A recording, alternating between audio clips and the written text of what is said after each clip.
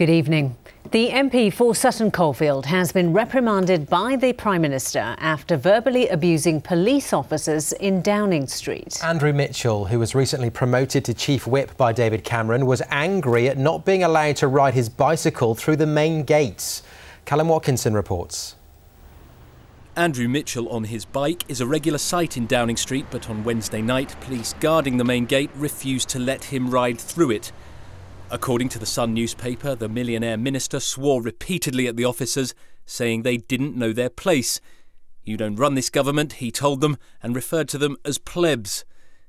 He denies the exact language and using the word plebs, but has apologised to the officers, though in private, leaving public explanations to his boss. What Andrew Mitchell said and what he did was not appropriate, it was wrong, and it's right that he's apologised. He's obviously apologised to me, but much more importantly, he's apologised thoroughly to the police, and that needs to be done. Apology accepted, say the police, but the timing is dreadful. It's not right that you speak to anybody in that fashion, neither a police officer or any member of the public either. You shouldn't be treating them in that way. But I do take cognizance of the fact that an apology has been issued. But to make those sort of comments in this week of all weeks is extremely maladroit at best.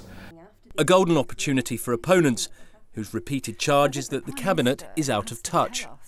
Did this serving Cabinet Minister really say to a police officer that he was a pleb, and did he swear at him? Because I think this is just unacceptable behaviour towards public servants doing their jobs.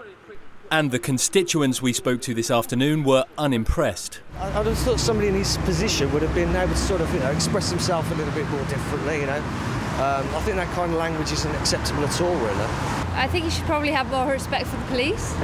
My mum's met him before when they were losing all the jobs in the council, and she said when she was speaking to him it was a bit of an arrogant, he was horrible, weren't a nice person. That's disrespectful because they look after us. He sorts things out for us, but they look after us. That's disrespectful.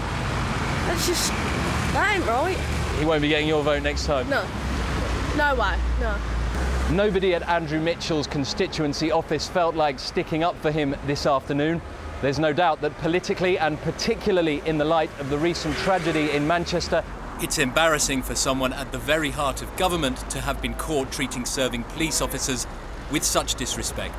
Callum Watkinson in Sutton Coldfield for Central Tonight.